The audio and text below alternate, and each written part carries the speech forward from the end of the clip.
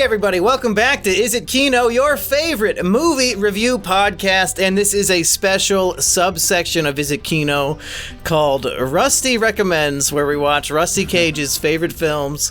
I am Simian Jimmy, joined as always by Eggy Eggman Rodriguez. Oh, it's a pleasure to be here. I'm feeling so triumphant to be a part of this presentation today. And the man of the hour, and no, not Mr. H. I'm talking Rusty Cage. What is up? I'm glad to also be here back again for this monumentous occasion. Now, on the original Rusty Recommends, we watched 2001: A Space Odyssey, Rusty, and I could see like the artistic merit to that movie a little bit. And then you made us watch 2001: A Space with Travesty, and that was true kino. That was a good movie. Yeah, but Triumph of the Will, what is your obsession with this movie, Rusty? It's all right. So it's kind of hard to explain, but when I watch it, I get this like feeling that I can't quite put a word to, but it's like a deep pleasure or satisfaction derived from my achievements or my own dignity. I don't really know what it's called, but it just gives me that type of feeling, you know? Eggy, you don't relate to that feeling, do you? Maybe some, what's the word? I guess a bit prideful, maybe based on the accomplishments of a collection of my close relatives from a geographical area. Now, if I could just interject real quick, I do want to point out that Eggy and I did a live stream on this channel playing a video game called Hitler Therapy or something like that. And it was an innocent time. We did not say anything offensive as far as I can recall. But that video did get a strike on the channel and the video was taken down. So, when we're going to review like a piece of historical cinema today, a real documentary of a time, so many 90-some years ago. And for the sake of the YouTube bots writing the transcript of what we are saying, I think we should go around the horn and let's all take a turn to say, Hitler was bad, Nazis are bad. Go ahead, Rusty. I know this might be difficult, but if you can manage to form those syllables, I'd really appreciate it. Listen, I'm not even gonna lie. I don't know what this movie was supposed to try to make me feel about Hitler, but it just made me kind of like him less, to be honest, and I'll get into that later. So I will say Hitler is bad, and the Nazis are also bad. So in a way, you're saying the movie did not age well. No, this movie fucking sucked. This was grueling. That's the way that it did not age well, is that it was too boring. It was horrific. What about you, Eggy? Would you like to say or denounce any groups of people or thought crimes? Yeah, there's a code word for Lay Chud. It's called janitor, and I just want to say, Jannies, I'm really dismissive of them. I think, I love freedom, and God bless America. Yeah, please don't take down this video. But let's open up the discussion, Rusty. This is your movie, so I'll take it to you. What are you bursting at the seams to say? All right. Well, first off, this was not my recommendation. You What? asked me to. So you asked me to watch this, and I guess really I had no idea what the movie was going to be about. Like I assumed that there wasn't going to be a plot or anything interesting. It was just going to be a propaganda for the Nazi Party. And I knew a little bit about the director. So this is a female director, of course, who made the propaganda film for the Nazis. But that's all it was. It was like watching fucking North Korea footage for 2 hours. Just people marching for 30 minutes. And that's kind of cool. You get to see like their organization and all the aesthetics they put into their architecture and their clothing and whatnot. And then it's just German music for another 30 minutes. And it's just that back and forth, and then a little bit of Hitler and all of his coattail riders screaming into a mic and trying to impersonate Hitler himself. Yeah, really, this is a concert film where we follow the artist through like the 4-day festival. And it starts off today. Oh, go ahead. If it came out today, it would have been directed by Martin Scorsese. Does he make concert films like that? Yeah, he does. Yeah, Really? He made one for the Rolling Stones. I don't know, a few other ones. But as you mentioned yesterday, this of course is a movie that they could not make today. Yeah, that tweet got like 500 likes. I wasn't going to post that, but once you said LOL on Discord, I knew, if Rusty approves, I might as well tweet it out. My one tweet of the month. That's perfect. Yeah, I don't know. I mean, okay, so here's the thing. It's like, I don't like reading subtitles, but this wasn't like a plot-driven movie at all. It was just, look at the glory of our party and our glorious leader. And look at all the great things about Germany at the time it came out. It's like that shit gets boring. I could have told that story in about 30 minutes. It could have been edited down. But one thing I did like about it was the establishing shots up in the airplanes, filming the clouds and whatnot. I guess why this movie was considered, I don't know, maybe revolution. I'm not really sure if it is regarded as like revolutionary in filmmaking. I think it is. I think it's in a lot of like top 100 films you must see before you die, like to understand cinema kind of lists and shit. Sure. And so I guess early on, what year was this? This is 35. Yeah, but it was filmed in 34 at the Nuremberg rally. I believe it was the second one that they did with the Nazi Party. I'm not sure though. So it was cool seeing, in these early films, seeing like aerial shots and seeing Germany from the sky, because I know that's probably not easy to do. I'm not really sure when they started doing that in film. I know early directors like John Ford or who was the guy from The Aviator? Howard Hughes would get a lot of shots like that. But I don't know. For the film itself, it was redundant as fucking hell. And I here's what I think. Imagine if you were completely wrapped up in the ideology at the time and, you're a huge supporter. You're like, this guy's going to save Germany. And this film comes out and they're saying, this is the best movie that's ever existed. I would think even the average citizen watching that is probably checking their timepiece about an hour in going like, when the fuck does it start? And when's it gonna end? Rusty, it was 1935. These people were not at the point where they could get bored by moving pictures yet. Like well, you could put anything. It's 20 full minutes of like just people waving at a car with music playing for the opening. I bet they were like shitting their pants. Like, wow, there's 100,000 people in the streets waving at Hitler. This is fucking amazing. Yeah, but then whenever they reuse those same shots for the 10th time, it's like, okay. I've seen this before. Yes, the glorious Hitler, the glorious Nazi Party, and the strength of Germany. Blah blah blah. Let's get to the fucking some dramatic ending. I think a modern analogy we could make here is imagine if you could put a let's say an hour's wages into a machine and it made a virtual anime wife suck your cock, but it was real. Yes. I think the line would basically never stop. The thrill would be at least several years from being tired out. So I think, I'm going to go with Mumkey on this one. Not to get too off point here, but I felt something that was also very similar or something very of the time was the news was presented in theaters. So even for motion pictures of a drama, theatrical, musical nature, whatever was being presented, they would include the news reels in the theater so that people would get the news that way as well. Interesting.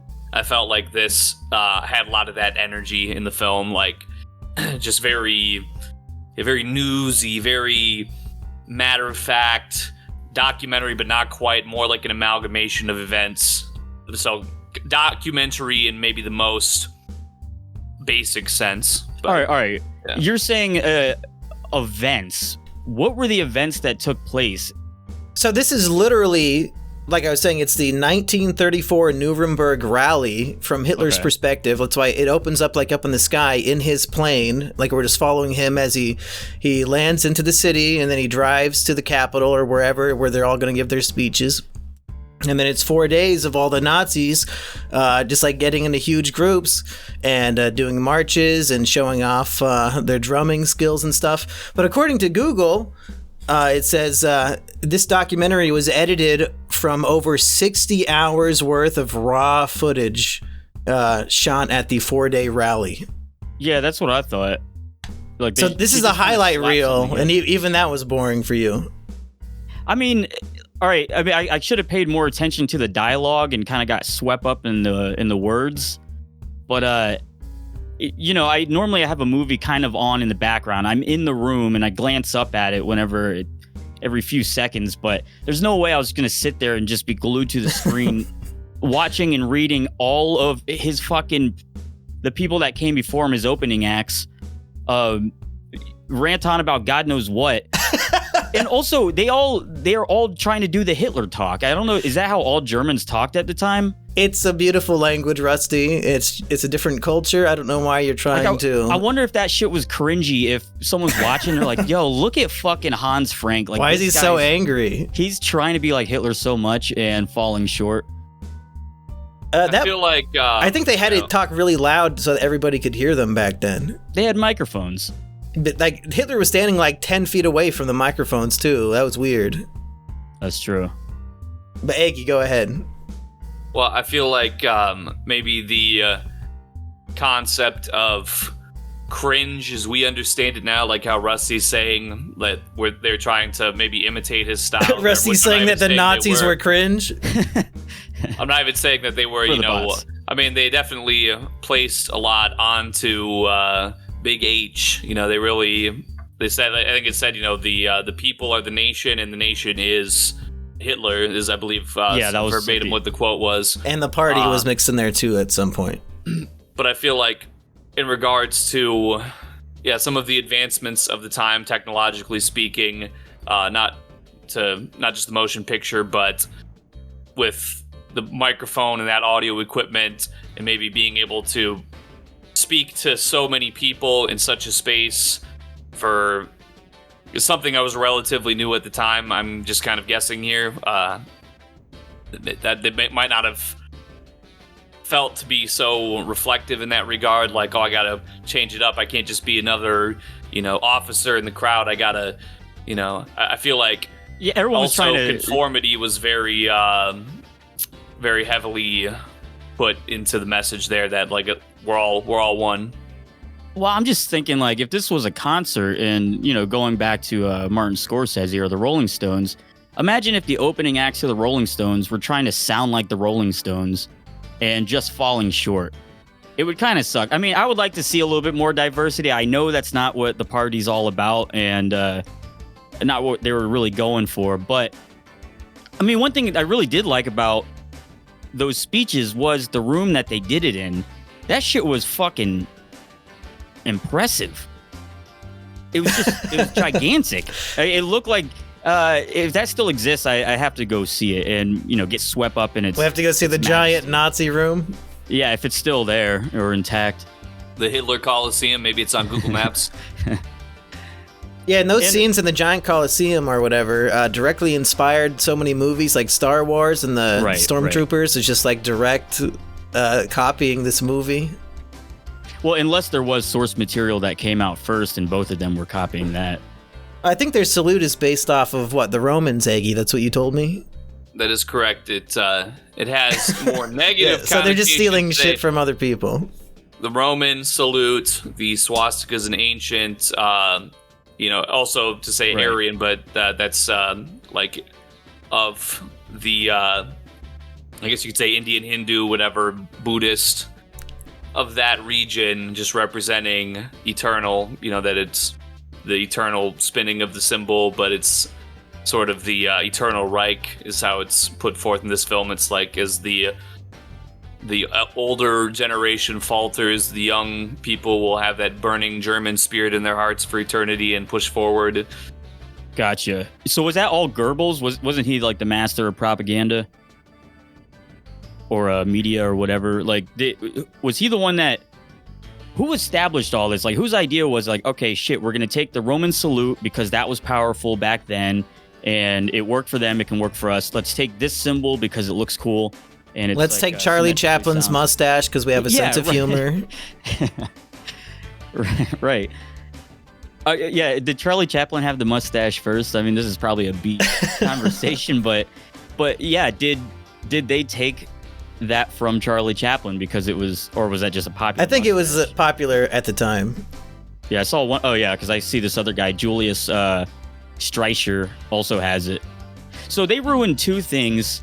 Well, Michael Jordan brought it back. Michael Jordan brought it back, so he tried. I don't think anyone else can. Like, you have to be Michael Jordan. I think you could, Rusty. So when can we bring back the Roman salute? Because it's a nice salute. Like, it's cool, it's powerful. It's in every fucking, like, you can do it close-fisted, and it's fine. Now, you say, when can we bring it back? But last time me and Eggy came over, that's how you greeted us at your house. I was just waving to show you that I was unarmed, and this was a peaceful... There's nothing meeting. up your sleeve? Well, I could say I bought my Roman costume from the Halloween store a couple years ago, and then when I did my subsequent stream, I performed that salute a lot, but obviously it was in the context of historical context, so you could tell I had the background being in the Colosseum. Obviously, it was a Roman thing, and it wasn't anything else. That's like in Japan. We went to one of the shrines there, and it was a Buddhist shrine, or what I think it was. It might have been a different religion, but on all the incense and on all the shrines, there were swastikas. I don't know if they were flipped or not, but it's funny how this does just exist all over the world for all different contexts, but the Nazis just kind of fucking wrecked it. Well, yeah, I think that the Western world is more sensitive to it, obviously, than the Asian people. Yeah, I was going to say, for them, it's, a blip of a few years in thousands of years of them using that symbolism. Yeah, it was new to us. Well, I wrote down some of the notes of what all those boring people imitating Hitler were actually saying, Rusty, if you'd like to know. Yes, since you were, I guess, playing Ball Frog on your phone during this part of the movie. Ball Frog. But basically, it was like the chancellor of each little department of government was just giving an update, kind of like a State of the Union, but every guy in the, the branches or whatever, the executive branch gets a turn. So, like, the Department of Transportation was like, yeah, we're putting 100,000 men to work on the Autobahn. And so, sounds like Nazis just took over last year, and the government's made a whole bunch of new jobs, and infrastructure's getting built and stuff. All right, they at no point in the movie, as far as I could tell, did they mention like killing Jews or anything. It was all pretty standard shit. Yeah, I believe there was only 2 points of dialogue where I noticed that there's any mention of, at least in the translation, mentioning like racial bloodline. Hitler kind of had a few things to say. What did he say? Well, I remember him saying, sorry, Eggy, I didn't mean to interrupt. No, that's all right. I'm an interrupter, so that's fine. I remember him saying something about, like, how we've been humiliated and we're going to act stronger. And it was a lot of, like, us versus them in the speech. I think that was Hitler's speech. Well, they did just lose a war, right? Yeah, a few years before. But, I mean, their economy was pretty devastated and their people humiliated. Like, they had to sign it in like a fucking rail car or something. So, they needed a man to unite behind to make them feel strong again. I forget what the name of that treaty was that they had to sign. It was a shitty treaty. I mean, Germany did get fucked. So yeah, what'd they think was going to happen? They didn't think that they'd get strong enough to fight back, I guess. It only took them, 20 years? But Eggy, go ahead. Well, I was going to say, I'm not fluent in native German, even though that is the English or the language course that I took in high school. It was mostly, I never really showed up to classes for anything in high school, so I'm a little rusty, no pun intended, but it could have also possibly been like a lost translation where he's speaking specifically to the German state, because... Now, I think just in this context, I'm not going to include all the other writings or the other circumstances, but I feel like what was included in this film, what was brought forth in this film, what was touched on, those couple moments, seemed to be just sort of referencing what was going on within their state and within their peoples at that time. But Just my takeaway on it, since it did seem to not really be any focal point. It was more of a strength of the nation overall versus, like, right, the guy who's got the bluer eyes and the blonder hair, and so on. I mean, that was a lot of the beginning when they were just showing all the soldiers and the young soldiers in their fancy uniforms, and then they're all what were they doing? They were doing some like they're showing the athleticism of their military and whatnot, and the industriousness of the nation as a whole.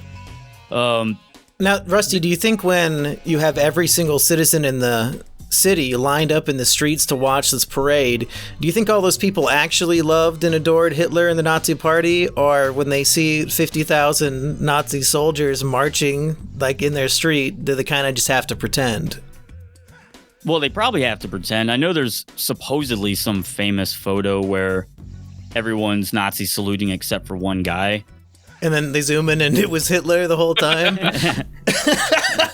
This one man stood up to injustice. His name? Yeah. Yeah, probably. I mean, I know a lot of people were against that. I don't know how many people would show up to the rallies, or if that was something you just kind of had to do.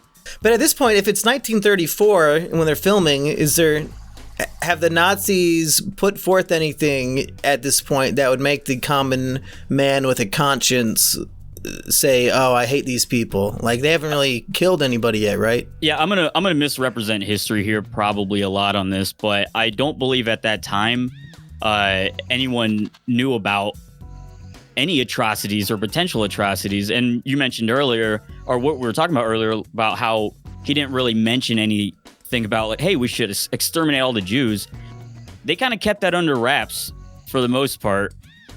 People knew it was happening, but they weren't like running off that as their, political policy. Which these days, like, that would be the one issue voter. Like, I want the guy who's, saying what he's going to do.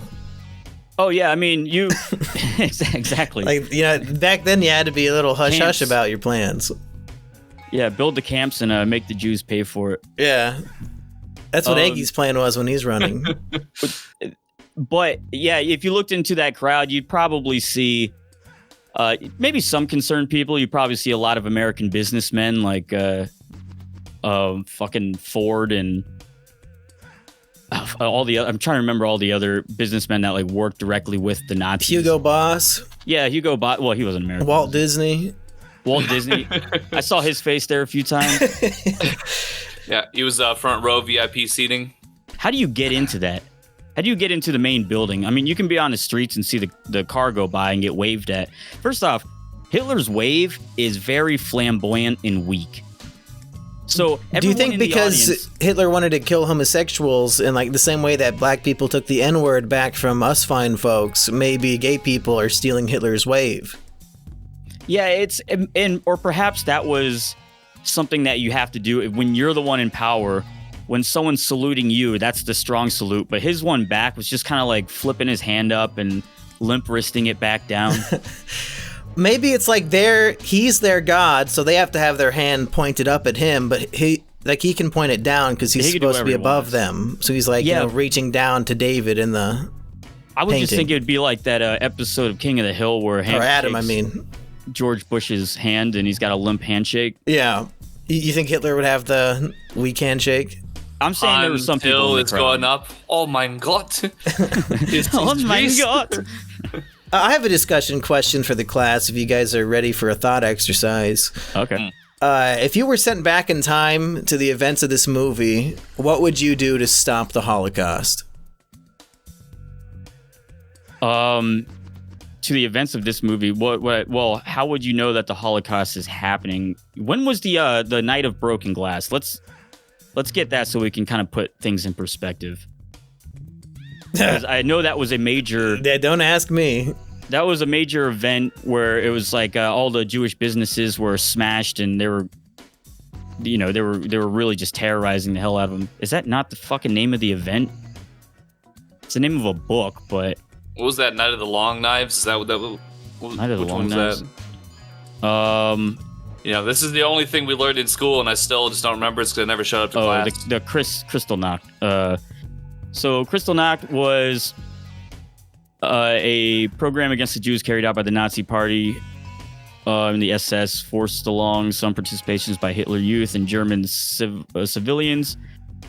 That was 1938. So things hadn't kicked off yet. So what would I do during the time of these events to stop the Holocaust? Yeah, 4 years before that. I'd put up a bunch of billboards. Any money I had, I would put up billboards all over the place saying new gold deposits found in America, or in Canada, actually. And kind of give people some incentive to get the fuck out. So people who might enjoy wealth in their life might leave Europe sooner. Yes. Okay. So maybe Hitler would have just went to America, is what you're saying. I don't know if his plan was necessarily the world extermination. It was just to kind of carve out that little piece of Europe. Oh, he didn't really want to race. rule the whole world. He just wanted like a really big Germany. This is where I really have no idea. I've never read his book. Well, that's why I wanted Eggy here. I thought he was the expert. But maybe not. Well, I mean, I was kind of just going into this more for a movie review. I hadn't prepared for something that might be a little much for YouTube in regards to... right. This is already getting taken down. But Rusty, you were telling me you know a little bit about this because back in high school, you and your friends like made a little video called The Greatest Story Never Told, and you put it up on YouTube. What the fuck are you talking about? It's like 6-hour YouTube video you and your friends made. You don't remember that? Used Windows Movie Maker for the first time. This is gonna be going over my head because I'm not. What is the Greatest Story Never Told? Is a movie. It's a 6-hour Windows Movie Maker documentary that used to be on YouTube, of, like giving Hitler's side of the story. Did they make any compelling points? I mean, I thought you made the film, so I was. Oh yeah, no. Well, I tried to forget about that. You're going to give like an iDubbbz apology for your past videos? I'm sorry, I've grown. Everyone who ever liked that, you're all shitty people. I'm different now. Therefore, everyone who's ever appreciated anything I've done in the past fucking sucks. I know that the 6-hour Hitler documentary I made did convert about 100,000 people to Nazism, but I take no responsibility. It's not my fault. Fuck all of you. I'm just gonna unlist the video. Yeah. Fuck you. Yeah, a little bit. You know what? Here's a great idea. I think something we could all agree upon. Let me just do a little bit of work here. So if we're this hypothetical, what I'm going to say is, you know, what really just seemed to kind of be setting these events off and the other 108 prior similar events throughout human history was this usury, which you might have heard of. Yes, basically, usury. The ancestors of a certain group of Germans who was negatively impacted in these years, they had been restricted to certain works, certain employment throughout history, which had to do with monies and currencies and things of that nature. And usury was forbidden among most peoples except for these individuals, families, bloodlines, etc. And so usury is essentially what we know as interest. Right. If there was no usury, I could go to the bank and take out $1,000 loan, come back in 2 months and pay back $1,000. But because of usury, there is interest, what is our common understanding in the modern day interest on that loan of a certain percentage from the principal amount. And so then thus we are required to repay a certain amount on top of the initial principal amount to the banking parties, which then is a profit for them. And throughout history, there's been issues of manipulation or perceived manipulations of currencies relating to this like the Federal Reserve. And how we'll never be able to pay off debt because there's not enough money to pay the debt off and the interest. That is correct. Also, how, for instance, the U.S. for a significant period of time had gold as what was the reserve currency. I'm not sure if I'm stating that in the correct terminology, but basically the gold, that precious metal, backed the value of the U.S. dollar, which I believe in the 70s under Richard Nixon was undone. It was revoked. Right. And there was certain times throughout history, and this is something I haven't looked into for years, so my apologies. I'm being very vague here, and I could be wrong. I believe there were times throughout history where there were banks of sorts based on, a reserve in the bank that was sort of manipulated, or there was coins that were clipped, or so coin clipping was common in like Rome and whatnot, where the actual coins themselves were the precious metals that they were based on. And it wasn't until we started having notes that would be backed by gold. So the notes would be operated in daily transaction, and then they would be exchangeable for gold. But there were a few times there was fractional. I'm gonna get into a whole nother thing here. Sorry if I cut off your train of thought. No, that's all right. I just, but basically what it all boils down to is that throughout history, there was many times where these peoples, the money workers, the money lenders, the money changers, did not operate in the interest of the people that they were meant to serve with their works, and which would lead to basically everybody, the torches and pitchforks. The money just becomes worthless. Expulsions.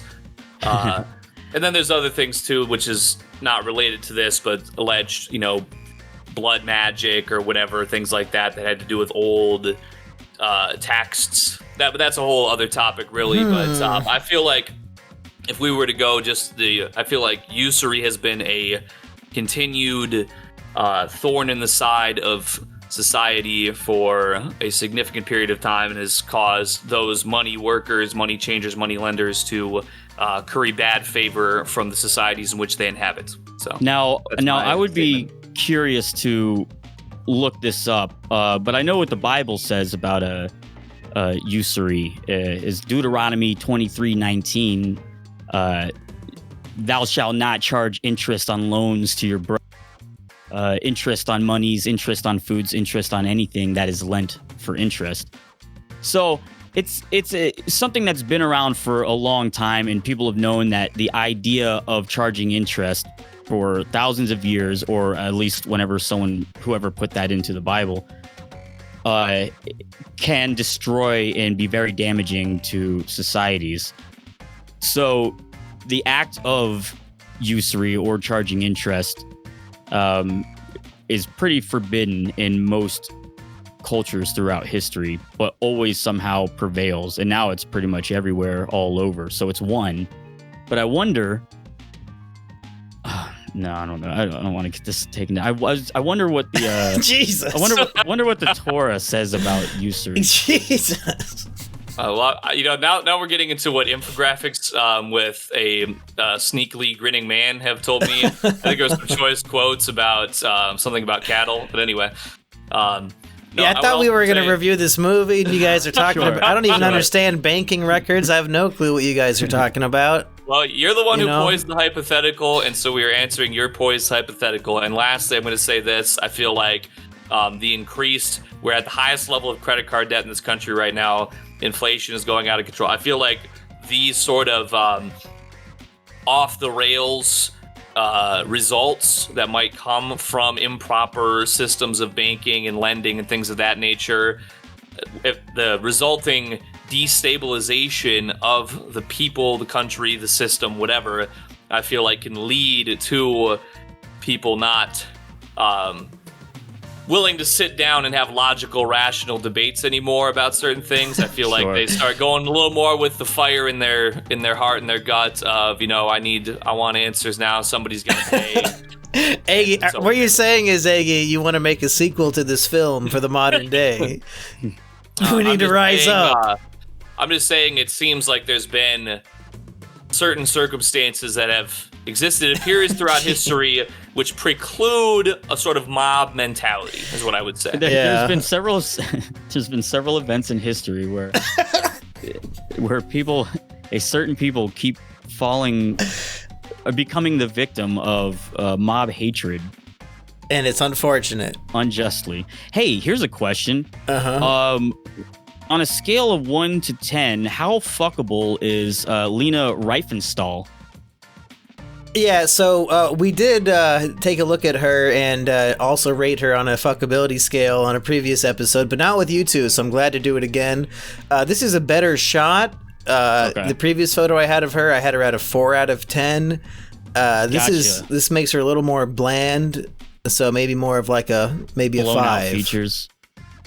Yeah, I don't know what people say about German women.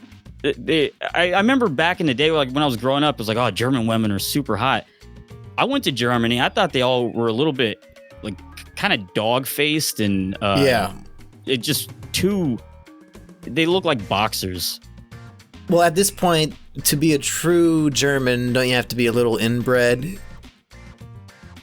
Well, I don't know if any of them were actually true Germans. They were all half mixed with a bunch of other cultures. Oh. I mean, all right. Maybe Russian women, you know, they have the reputation for being hot. Maybe we mixed them up with the Germans by mistake at some point. Let's see. Lena Riefenstahl young. She probably looks like 24 in this original photo. Yeah, I don't know. I'd probably put her at like a 5. Yeah. So the thing about Lena Riefenstahl is that she was not convicted in like the Nuremberg trials or any of the trials that happened after, you know, Germany lost the war, which everyone else was. And it was odd because she just claimed, oh, I had no idea what the fuck I was making. I was just like working on I saw this opportunity. Biggest mistake I ever made in my life was meeting Hitler. You know, everyone kind of thought he was going to save Germany and whatnot. So she makes one of the biggest pieces of propaganda for the Nazi party and then does not get tried at all. I don't know if she was a part of Operation Paperclip or whatever, but how the fuck did she woman her way out of that? By just playing the victim. No, I'm kind of on her side. You know, the whole don't kill the messenger thing. Like, she's literally just documenting what they did for 4 days at this rally. Oh my God. And then cutting it together in a masterful edit and blah, blah, blah. From a low angle to make Hitler look tall. Like, is that really that illegal? This was, she knew what she was doing. I mean, this was not just like some raw. They hadn't killed one Jewish person. It's 1934. It'd be like if Biden started killing the kids in the cages on the border next year, you're gonna fucking attack CNN because they made a documentary about him in 2020. That's not fucking fair. You're supposed to predict the future before you make a piece of propaganda about somebody? Oh, just fucking let her go then. Yeah. All right, fine. You're right. Well, yeah. She made a fucking movie. Well, what happened to girls? Well, I see my opinion on how I feel about this woman's appearance when I love to judge women is being thrown to the wayside, so I have to assert myself here. So the thing about the 1930s is they didn't have birth control yet. It wasn't invented, so there was no synthetic estrogen in the food and water supply, and thusly, women were a lot more doggish. They looked a lot harsher. They didn't sound Strong like anime features. Characters. They weren't like e-girls with 2 colors of hair at the same time, like how I like them nowadays. They were a lot more. They were tough. They were like how you gotta take pits out of your grape nuts or whatever. I don't fucking. You gotta pull rocks out of your beans. You know, that's how women back then. They were like beans with rocks in the pot. You had to like pull the rocks out. You know, she could fall down a mountain and survive. Well, she probably would have been a child during World War I, so you probably don't have that, like, you know, angelic childhood to keep you youthful. Well, I'm just gonna say I'm not sure when this photo is from, but I feel like she looks more feminine than maybe the average woman of the time. So I feel like she's at least got to be above average. Well, can we get a side by side with Hitler's girlfriend, Rusty? Oh shit! What was her name? Eva Braun. Eva Braun. Now Eva Braun, like that name. Oh, sounds like a babe. The name it's a hot name, but it's like, listen, I would also probably commit mass atrocities if that was if that's who I had to. If I knew I would be stuck in a bunker with her at some point, and did you post a picture? I don't see. Oh shit. Okay, I thought y'all already saw it. He just happened to tap into his personal collection. He hadn't remembered to send it through. Yeah, hold on. All right. Did you at least search Eva Braun bikini? Yeah. Oh, what the fuck? Eva Braun, hot. No. Yeah, try bikini. Why didn't Hitler fuck the documentarian? That's the superior woman. Come on. He probably got. Here's what happened. He probably got stuck with Eva Braun before he got popular, and even though women were throwing themselves at him, she still dominated their home life, and so he was probably a little weak. It's called being a trad wife. Listen, happy wife, happy life. She know how to make a good sandwich. She said, all right, we're good to go. She was a real Lady Macbeth character, and Hitler actually had no animosity for anybody. He was just doing what she said. Yeah. And did she ever testify? I don't know. I think that they both went out of the picture at the same time, so I don't know if we ever got a real clear answer. They let her go from the Nuremberg trial because she's like, "Oh, I just sucked his cock. I didn't know what was happening." I didn't know what he would not discuss his work life at home. Yeah. He said it's too difficult to discuss. He called me his cum dumpster. Goebbels is like, I don't know what the fuck I was doing. I was just, hey, they told me to do some graphic design work, find a guy to make some clothes, invent Fago. Was it Fago? I thought they were making a movie. I was designing costumes. No, Fanta. That's Hitler's soda that he made. That's one of the worst ones too. That shit sucks. Listen, I mean, not to defend Hitler or anything, but they got a lot of tropical flavors you can only get in like South America. Suspicious, by the way. And why is all those Germans in Argentina anyway? Some of them they got their own thing going on. They're not all. There's some that are top tier Fanta fruit sodas. Did they ever find Hitler's body, or was it just like, yeah, they went into a bunker and they both committed suicide? That's the end of them. The same way that Osama bin Laden's body was just dropped in the ocean. So maybe they're buried next to each other. And isn't it suspicious that they didn't find him, but then also all those other German Nazi scientists came over to America to work for NASA and built the first spaceships? And how do we know that it wasn't Disney. Hitler with like a Groucho Marx disguise on? Oh, heaven forbid they have a fucking redemption arc, Eggy. Oh, can't work for NASA because I killed some Jews. Nazi who worked for Disney. I forget what they Hans Haber. What did he do for just Disney? A physicist. Yeah, what the fuck did he do for Disney? I don't want to ask ChatGPT anymore. 'Cause, he eventually became the chief scientist consultant for Walt Disney Productions. Working on Disney's Man in Space, Our Friend the Atom. So it's just like a lot of broadcasts. I guess he was just a person they would talk to and say, does this make sense? We're trying to do some space shit. Oh, and he worked on Disneyland's Tomorrowland. So if he was the scientific coordinator on Song of the South, which crime do you think is more egregious in the span of history? It's probably like this. Walt Disney's asking him, say there, Heinz. Does it make sense to make Saturn this big in the night sky? And Heinz Haber is like, you can sew two different sets of twins together and torture the other ones to death, and only one of the two sewn together will die. Okay, Hans, thank you. We'll make a movie about that. Yeah, we should make a movie about the life of this man and all the great advice he gives to Walt Disney. Seems like there he is with Werner von Braun. Eggy, should that be our next 48-hour film, as Rusty plays a runaway Nazi who works for Disney and gives them Nazi science experiment advice for their movies? I think there's potential there. I feel like that hasn't been explored. We have the Look Who's Back. We have these very matter of fact. They're very out, loud, forward. I feel like approaching it with a little bit of nuance, being able to work a little bit more concise points in here and there. I think that could really be something that a Midwestern group of elderly people and film students would really appreciate. And we'll definitely win this time. That's right. Now, on the list of best female directors, where would you put Lena Riefenstahl. Leni Riefenstahl, whatever.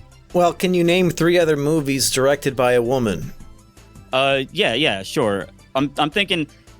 See, when I think of Triumph of the Will, I think of The Blind Side by Catherine Bigelow, where they took a black guy and fictionalized him to be a big retard when in real life he was just a normal guy. No, and they were taking all of his money and conning him the entire time. Did you see that? They financially groomed this like giant hulking man. We love you despite or without regards to your race. You know, maybe when the screenwriter found out the story and like, oh, they got all of his money. Yeah, he's got to be a big retard, and that's why they wrote him like that. Well, I'm gonna be the one. I'm gonna stand up. We need somebody to speak some real truth in this podcast as we are approaching, I don't know, for like 40 minutes of reviewing this. 45 minutes of Triumph of the Getting Banned. Top 3, and we still need to do trash rats. Top 3 female directors of all time. Sorry, Chuds. First off, number 3, Lena Riefenhaus, or whatever her name is. Number 2, Lena Wachowski, and number 1, Lily Wachowski. That's right, deal with the Chuds. Of course. Got it. What's your favorite the only movie? 3 women I know that ever made a movie. What's your favorite movie they directed as women, though? Because The Matrix 4 was pretty bad. They had some as women. They had that one that was like Cloud Atlas. I thought that was decent. I thought only one of them was a woman at that point. Am I wrong? Oh. But I did like Cloud Atlas. I think that's an underrated gem. Okay. Lady Gaga told me they were born this way, so I'm going to judge them to the true selves. So The Matrix was retroactively directed by women. I guess some people actually do believe that. Yeah. I saw an argument on some Instagram comments to that effect, so I'm going with it. Yeah, I'm sure somebody believes everything, though. Do we have anything, any movies we want to recommend to the audience instead of Triumph of the Will? How about Sofia Coppola's Lost in Translation? I've not seen that one. You think that's a better female-directed movie? I really don't think that the directing was good. I mean, I have to watch some documentaries at the time, other documentaries, and really see what they were like, what kind of storytelling they had available. But I don't know. They could have wrapped this up in an hour and just really cut to the chase. I watched the second half of Triumph of the Will on double speed. Yeah. And it made zero difference. Except it was kind of funny. It was cool to see like all the Nazis walking really fast, like duck walking in double speed. But yeah, what was the question? Other movies? Yeah, would you recommend a different female-directed movie over this one? But it sounds like you would recommend watching this on double speed because it sounds like you thought it was pretty funny. I would like to re-edit it. I think they should kind of remaster it, recut it. That'll be the next Rusty Cage main channel video. It's like the Rusty's cut of Triumph of the Will, the less boring version. Who's the movie guy? Weinstein? Harvey Weinstein? If Harvey Weinstein was the producer of Triumph of the Will, this would be a lot shorter. I think there would be a guy who knows how to cut there.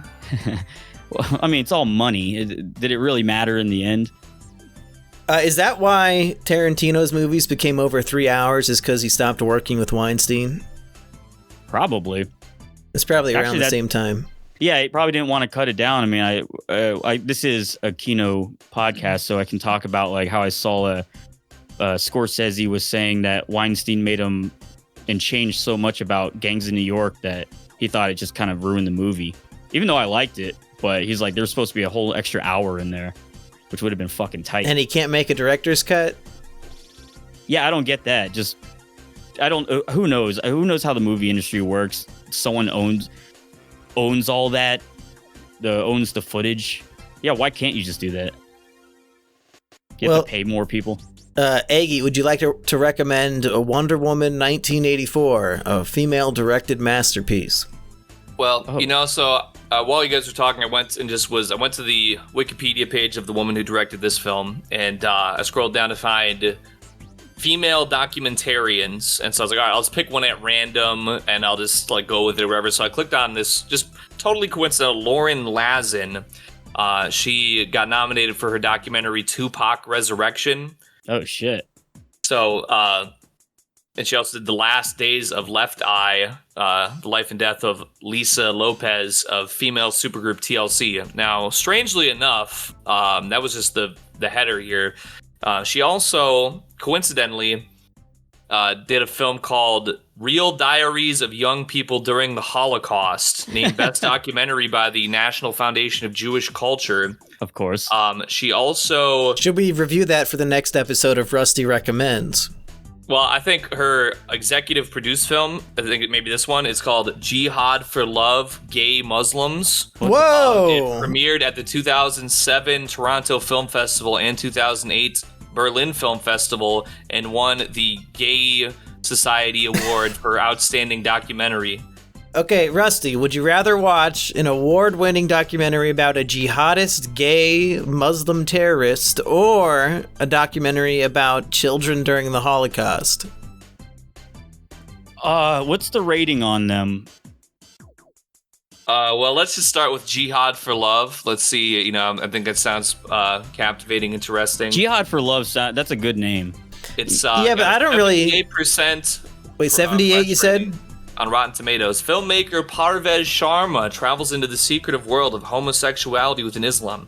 He interviews those who try to reconcile their faith with the ban on gays, attempting to walk a fine line between persecution and honesty. Religious leaders who are unequivocal on the subject are also interviewed and take a predictable hardline stance. Subjects of the films choose to remain Muslim in countries where many others would flee.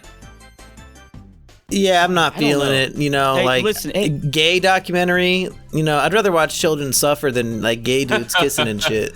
I think so. That might be better. If it's a good documentary about a bunch of kids in the Holocaust being sewn together and whatnot. Yeah. Hey, did I really recommend Triumph of the Will? Oh my goodness, wait a second, hold on. I Googled that, and you know who's in the cast for the Diaries of Young People in the Holocaust? Hitler? Reifenstahl. Read by Joaquin Phoenix. Oh shit, gosh. the jokester himself. Yeah, so He keeps laughing throughout the movie. It's, yeah. Oh my god, it's got Ryan Gosling in it? What?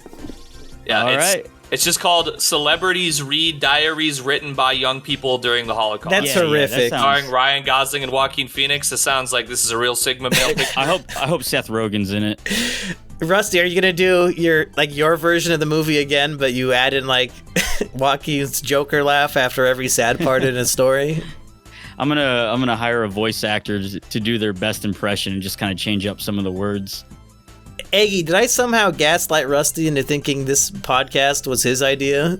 Yeah, you did. And I there's an exact moment when you asked me again what I'd recommend next time. And so I was thinking I don't remember the last at the end of what I said. A space travesty, maybe you joked and recommended this, and now we're doing it a year later. Exactly. Maybe I haven't listened to it again. Maybe that did happen. But no, we're doing this because E-Rich brought it up for some reason, and then I asked everybody who wants to review it, and nobody did. So I said, okay, I'll just get Eggy and Rusty and Low Res. And interesting, Rusty, I don't know if we should talk about this now or on Trash Rats, but you and Low Res seem to have some sort of beef going on. Wait, do we? And that's what you told me. No, I don't remember what I don't believe that there is. Because I think it was just from my podcast channel. It's this back and forth between you and him. And then as soon as I told him you were going to be on the Triumph of the Will podcast, suddenly, he said he had to go to synagogue or something. He's really excited. He said, "Oh yeah, it's my annual rewatch is coming up anyway. I'll be there for sure." And then when I said Rusty Cage will be there, he quit. He's not going to like my take on Triumph of the Will. I think he, like you said, he just doesn't like you because you were talking shit about his directing style after you appeared in his film. All right, if you actually want to talk about that, then yeah, remind me because I was probably just talking shit, but I don't. No, I do not think he dislikes you. He mentioned you in his B-Bang podcast the other day. He said that some actor looked like you, but he said that's not a negative thing. So I don't know why he had to clarify that. Well, yeah, so that's why I wasn't sure. I was like, what the fuck did I say that might be, I don't know, deemed offensive? But yeah, I wasn't trying to rip No. on him or directing or anything. I think of all the people I've ever talked to online, Low-Res might have the strongest head on his shoulders, so I don't think he gets okay, that's emotionally upset or anything stupid like that. You got to be careful on the internet now. You say one thing just in jest, and it's like, oh, now you got fucking a 3-hour documentary about how fucking shitty of a person you are. Well, you did tweet out that Rusty Cage's comments. you did tweet out that you were gonna push people into the subway in New York City. You can't joke about anything anymore. Did you get in trouble for that one? It's called a joke. No. Oh, but you did push a few people? No, I wouldn't do that. Oh. And you know what? But here's the thing, and this is Trash Rats material, but if you're standing that close, and I get it, you have to get on the subway. Some of them are crowded. You want the first pick, but if you're standing that close to the edge of the subway, then fucking have you never heard about people getting pushed in? You probably deserve it. Now, I have seen some videos where people they'll grab you and they'll drag you and throw you in because they're stronger and they're just fucking beasts. And you disagree with that? Yes, I disagree with that. I think that that's someone who is playing it safe, and now you're putting them in a compromised situation that they were trying to avoid. But if they're not trying to avoid it, it's like if someone's on the edge of a cliff looking over and like trying to take a selfie, you should be able to push them. It'd make for a good selfie video if they're filming it. Yeah, if you could find the footage. Yeah, I mean, if it has like an OtterBox on it or whatever, like I'm sure the phone will be fine. Use promo code Kino. Yep. Well, I really have to piss, so let's end this great movie review, and then we'll come back for Trash Rats in a few minutes. Do you guys have anything you want to plug? Fucking Lenny Riefenstahl's ass. Okay. And Eggy concurs, I assume. Well, as for me, I'm shout out to this new movement that's taking over right now. It's called NPNW. You might have heard about it. They're saying that it's for shills, but I think that we're not paying the government's bills. All right. With that being said, what's that? Wait, what's that mean? You in Pacific Northwest? It's the hot new movement. It's called No Pussy, No Work. No pussy, no work. The economy is in complete disrepair. And we're coming together and we're saying, listen, you know what? No government mandated girlfriend, then we don't care if the world ends. You know what I'm saying? We pay all the tax money to Ukraine and Israel. It's time for us to get a little bit of return on investment. They're going to send you a girlfriend. What is our money going to exactly? Yeah, I mean, why am I working and paying all these taxes and I'm not even satisfied with how this is going?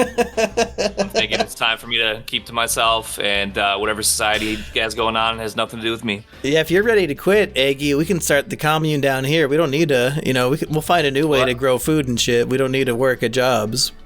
That's pretty much the only reason why I have been working, is so that I can get my dank trailer, and then it's boom, I'm boarding myself set inside. For life. That's right. Don't have to go outside again. I'll do voice lines for $25 a pop for random people's like flash animation cartoons. That'll pay enough I'll eat rice and beans for every meal. It'll be all right. According to Florian, Toot will pay you $30 to review specific episodes of SpongeBob. So maybe you can get in on that lucrative endeavor. It hasn't been presented to me, but as a true SpongeBob aficionado, I'm sure I could hammer those out pretty quick. I've watched LS Mark review every single episode that exists, so I just, I know what I'm working with. Bye, everybody. Peace!